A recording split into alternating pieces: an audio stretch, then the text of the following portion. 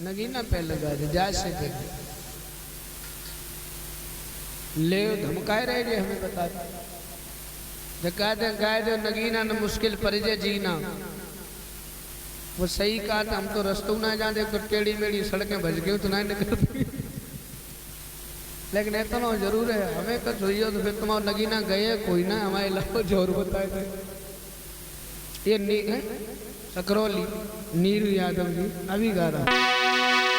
ये मैंने सिर्फ यादवों के लिए लाइनें गाई थी। इसमें किसी जात का नाम नहीं है और न किसी की बुराई है न किसी का नाम है, सिर्फ यादवों के लिए हमने गाई थी।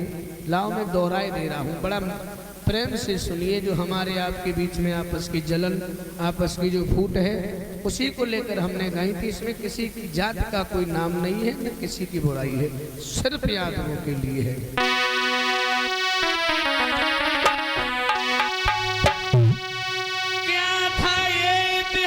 तुम्हारा अब तुम्हें बताने आया हूँ। ये सुनो याद वो, अरे उठो याद वो हुआ सवेरा तुम्हें जगाने आया हूँ।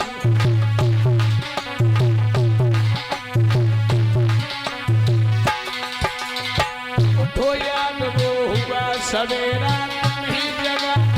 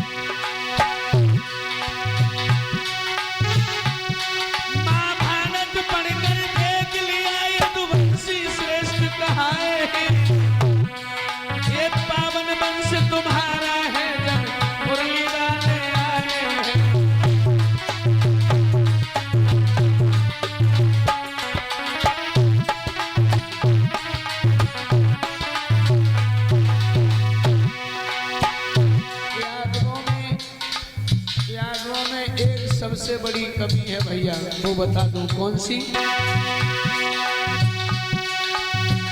दुनिया वाले भूल गए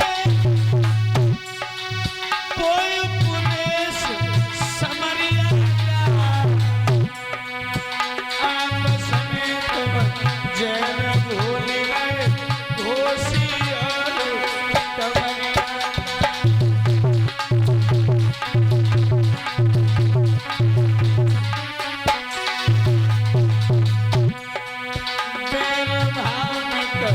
छोड़ी दे तुम घोषी और कमरिया।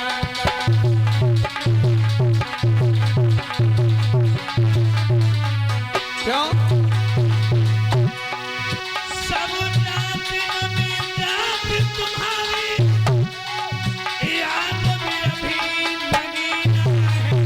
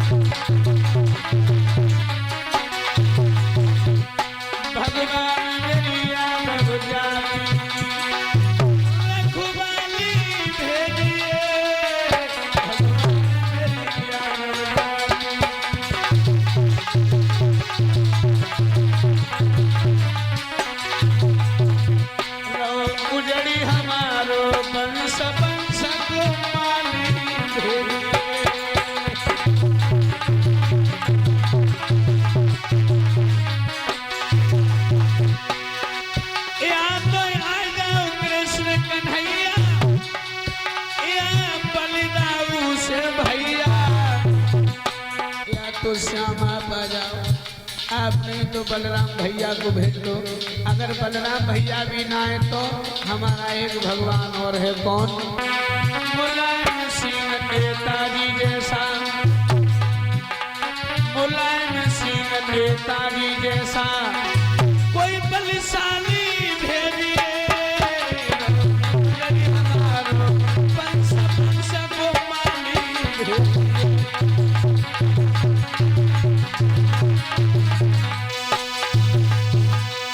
जाते जाते एक बात और कहना चाह रहा हूँ कि समय भी समाप्ति की तरफ है। आपस में प्रेम रखिए, आपस की जो दुश्मनी है आपस, देखो आजकल सबसे ज़्यादा दुश्मनी में यादवों से ज़्यादा कोई बर्बाद नहीं हो रहा है। 1-2 बीघा खेत के पीछे कहीं भैया भैया को मार दे रहा है, बाप बेटा को मार रहा है, बेटा बाप को गोली मार देता है, ये सबसे ज़्यादा यादवों में है। अरे मानता हूँ तुम्हारा खून गर्म है, लेकिन अपनों के लिए नहीं है ना। अगर तुम्हें लड़ना है तो अधर्म के खिलाफ लड़िए, जहाँ अन्याय हो रहा है वहाँ लड़िए। यादवों ने हमेशा जान कहाँ दी है? जहाँ अधर्म और अन्याय हुआ है। और तुम स्वयं अन्याय कर रहे हो, भैया को मार रहे हो, बाप को मार रहे हो, परिवार में फूटन है, गांव में आपस में दुश्मनी बना करके बैठे। यादवों का ये काम नहीं है, यादवों का काम है केवल धर्म की रक्षा करना। जैसे तुम्हारे दादा श्री कृष्ण ने किया, धर्म की रक्षा की, वो तुम्हारा काम है। आप पंडाल में बैठे हो, मैं आप ही से पूछ रहा हूँ, अगर किसी जीव जंतु का, जैसे एक चिड़िया को ले लीजिए, अगर भैया देखो समय समाप्त हो रहा है, 15 मिनट और हैं, सही बात सुन ले, बाकी प्रोग्राम कथा तो सुनाइए भैया। लेकिन जिस काम से मैं आया हूँ वो मैं तुम्हें बता रहा हूँ। एक छोटी सी चिड़िया, पंडाल में हमारे सभी भाई बैठे हैं, तुम्हारे हाथों से अगर एक छोटी सी चिड़िया मर जाती है तो आप लोगों को बड़ा कष्ट होता है। क्यों? आप लोग कहते अरे यार मेरे हाथों से चिड़िया मर गई, मुझे हत्या लग गई। कष्ट होता है ना तुम लोगों को? अगर तुम्हारा बस चले तो तुम्हारे पैर के नीचे जो चींटियां जीव जंतु आकर के मर जाते हैं, अगर तुम्हारा बस चले तो तुम उन्हें मरने नहीं दोगे। ये सब अनजाने में गलतियां तुमसे हो जाती हैं। एक चिड़िया अगर तुमसे मर जाए तो तुम ये कहते हो कि मुझे हत्या लग गई, कष्ट होता है। और कसाई का काम क्या है? पता नहीं दिन में कितने मुर्गे काट रहा है, कितने बकरे काट रहा है, उसे हत्या नहीं लगती। क्यों? वो उसका काम है, वो अपना काम कर रहा है। यादवों का काम थोड़ी अंडा मांस खाना, शराब पीना। भगवान ने कहा था जो यादव मांस खाएगा, शराब पिएगा, उसका सर्वनाश हो जाएगा। कि जो कोई खाए पराओ मांसू, एक दिन रोए भरे भरे आंसू। तुम्हारा ये काम थोड़ी है जो तुम कर रहे हो, तुम्हारा नाम खराब हो रहा है। अच्छा हम तुम्हारे लिए क्यों बोलता हूँ? हमारे सामने एक दिन कह दिया किसी ने कि चाहे अहीर पिंगुल पड़े तो 3 गुणहीन, और उठबो बैठबो बोलबो लो विधाता छीन। कि अहीर को मतलब बात करने की, बैठने की, चलने की तमीज नहीं। कौन कहता तमीज नहीं भाई? क्यों नहीं है? हम क्या नहीं कर सकते? सब कुछ कर सकते हैं भाई। हम क्या नहीं, हम सब कुछ कर सकते, लेकिन हमारी बुद्धि संतुलन में कहाँ है? हमारा दिमाग संतुलित नहीं है। क्यों? हम केवल आपस में ही लड़ मर रहे हैं। दुश्मन का क्या बिगाड़ेंगे भाई? तुम्हारा काम है धर्म की रक्षा करना, बहन बेटियों की रक्षा करना। और इसलिए हम बहुत कुछ यादवों के लिए, क्यों जमाने से बुराई लेकर के, मुझे अब कोई बुलाना ही बंद हो गए लोग। यादवों के अलावा हमें तो कोई पानी भी पिलाना नहीं चाहता है। अगर उनको बस चले तो फिर तुम्हें जहर पिवाए दे।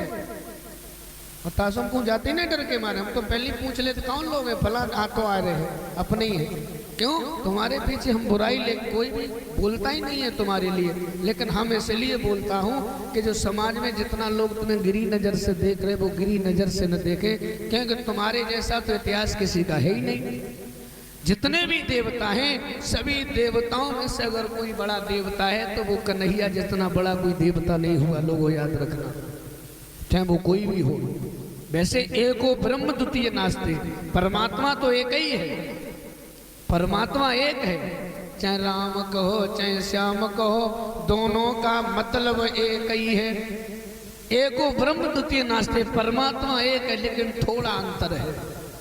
अंतर जैसे केवल नाम में अंतर है, नाम अलग अलग है, लेकिन राम और कृष्ण में वैसे तो कोई अंतर नहीं, एक ही है। लेकिन थोड़ा अंतर है। क्या? कि राम कहते हैं कि चाहे कितनी भी मुसीबत पड़ जाए, चाहे कितने भी कष्ट तुम्हारे ऊपर आ जाएं, तुम्हें चाहे कोई कितना भी परेशान करे, लेकिन आप अपनी मर्यादा में रहिए, अपनी मर्यादा को तोड़िए मत। ये भगवान राम कहते हैं कि मर्यादा में रहिए, और भगवान कृष्ण कहते हैं कि मर्यादा में रखिए। कितना ही अंतर है। राम कहते मर्यादा में रहिए और कृष्ण कहते हैं कि मर्यादा में रखिए। राम कहते कोई कितना भी गलत करे, तुम्हारे साथ अन्याय करे, कुछ भी करे, लेकिन आप जो भी काम करो अपनी मर्यादा में रहकर करो। लेकिन कृष्ण कहते उसे मर्यादा में रखो। अगर एक कोई थप्पड़ मार रहा है, बदले में 2 बराबर तुरंत दे दीजिए, ये कृष्ण कहते हैं। अगर तुम्हारे साथ कोई अन्याय कर रहा है तो उसे तुरंत उसका जवाब दीजिए। कब? जब बात धर्म की और न्याय की हो तब। ऐसे नहीं है कि तुम्हारे पास पैसा हो गया तो तुम किसी को भी दबा दोगे, फिर तो तुम श्री कृष्ण के वंश के हो ही नहीं। बात जब अगर किसी के साथ अन्याय हो रहा है, अधर्म हो रहा है, फिर सामने वाले को अपने से झुका करके रखिए। अन्यायी को, अधर्मियों को कभी सर उठा करके समाज में चलने मत दीजिए, चाहे फिर कुछ भी हो जाए। मर्यादा में रखिए, अपने से किसी को आगे चलने ही मत दीजिए। आजा नीचे आजा। कब? जब बात अधर्म की हो तब। अगर कोई अन्याय कर रहा है, क्योंकि बंधुओं अन्याय सहने वाला, अन्याय सहने वाला अन्याय करने वाले से ज्यादा बड़ा गुनहगार होता है। अगर तुम्हारे साथ कोई अन्याय कर रहा है तो उसका मुंह तोड़ जवाब दीजिए, फिर चाहे कुछ भी हो जाए। बात जब धर्म और अधर्म के मध्य में हो तब। भगवान कन्हैया जितना कोई बड़ा देवता नहीं है, और कन्हैया जैसी कोई राजनीति नहीं कर सकता है। कौन कहता है आज वो में नेता नहीं हुए हैं? कन्हैया जितना बड़ा तो राजनीति करने वाला कोई नेता नहीं है। द्वापर में श्री कृष्ण जैसा कोई राजनेता नहीं हुआ, और कलयुग में हमारे नेताजी जैसा कोई राजनेता नहीं है। भगवान कन्हैया ने यह संकल्प लिया था कि मैं महाभारत की पूरी लड़ाई में, हमारे बुजुर्ग बैठे हैं सामने, आपने कथाएं तमाम सुनी है। भगवान ने ये संकल्प लिया था कि महाभारत की पूरी लड़ाई में मैं हथियार नहीं उठाऊंगा। लिया था ना, आपने कथाएं सुनी है। कन्हैया ने संकल्प लिया था कि महाभारत की पूरी लड़ाई में सिर्फ अर्जुन का रथ चलाएंगे, हथियार नहीं उठाएंगे। लेकिन जब देखा कि भीष्म पितामह के बाणों के सामने पांडवों की सेना परास्त हो रही है, अधर्म के सामने धर्म की हार हो रही है, तो कन्हैया ने धर्म की रक्षा करने के लिए अपनी प्रतिज्ञा तोड़ दी और सुदर्शन चक्र उठा लिया और भीष्म पितामह को मारने के लिए तैयार हो गए भगवान। तो बात जब धर्म और अधर्म की आ जाए तो तुम्हें शस्त्र उठाना बहुत जरूरी है। झुक करके मत रहिए। अगर कोई अन्याय कर रहा है तो मुंह तोड़ जवाब दीजिए, चाहे तो फिर जान चली जाए। क्योंकि गुलाम बन के रहोगे, चमचागिरी करोगे, चापलूसी करोगे तो तुम्हारी कोई जिंदगी नहीं है। शेरों की तरह जियो यार, जितनी जिंदगी है वो शेरों की तरह। एक बात मैं तुमसे ही फैसला चुनना चाहता हूँ। अगर तुम्हें प्रेम से कोई जमीन पर बिठाल करके नमक रोटी खिलाए वो पसंद है, या जूता मार के रबड़ी पे सो पसंद है? बताओ तूने। मतलब सम्मान से कोई नमक रोटी खवाए वो अच्छी है, या अपमान से कोई रबड़ी पिलाए वो अच्छा है?